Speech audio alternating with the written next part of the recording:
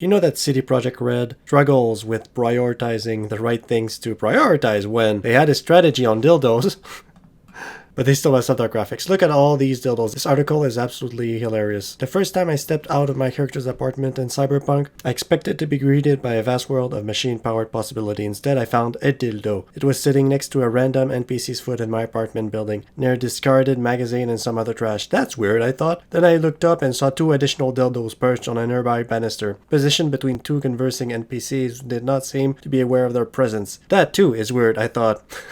In time with Cyberpunk, since I have stumbled across many more dildos, I've taken to documenting every single one I come across. I've screenshotted 29 dildos. This man is on a mission. They come in 2 main varieties: the common studded dildos, oh yeah, we have a connoisseur here, the low street pigeon of Cyberpunk's vast dildo underground, and the rarer Pilomancer 3000. A utensil of truly formidable size and girth, so you know he likes the big ones. You can pick them up and either turn them into crafting parts or sell them for a few bucks. Some have been in sex shops and clubs, places where dildos don't seem out of place. Others have been on street corners in restaurants and chop shops where human beings get disassembled for parts and of course scattered amongst garbage, which is pretty much everywhere. This is distracting, first off, if you create a world that in many ways resembles our own, but with significantly greater dildo density. This guy is really going hard on his dildo philosophy here.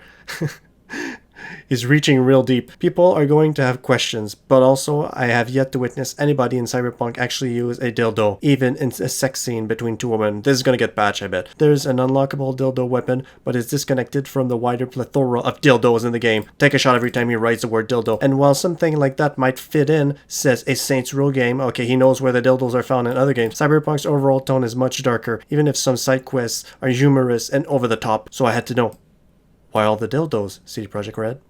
Why? We wanted Night City to be pretty open sexually, said senior quest designer Philip Weber in an email to Kotaku, where something by today's standards might be taboo or kinky is very normal and commonplace in 27 standards. You know that the senior quest designers were pervs. Going forward, CD Projekt Red will not be removing Night City's preponderance of discarded dildos. Instead, the developer will fine-tune its flock of wayward phalli. I think that's how you pronounce it. Look at this beautiful black dildo too. The reason for the high amount of dildos in the world is because they can spawn as random loot, and we were still tweaking those settings. So especially during the early reviews, the amount of dildos in the game world was pretty high. That's what happens, folks, when you focus on small details, but don't focus on the glaring issues like the textures and the graphics of the game. What a bunch of silly gooses. We're going to adjust them so that the dildos don't appear too out of place. Context. You know what? How about you forget about the dildos and fix the glaring issues of your game? So let's look at these dildos. So we have first one here, Pilomancer.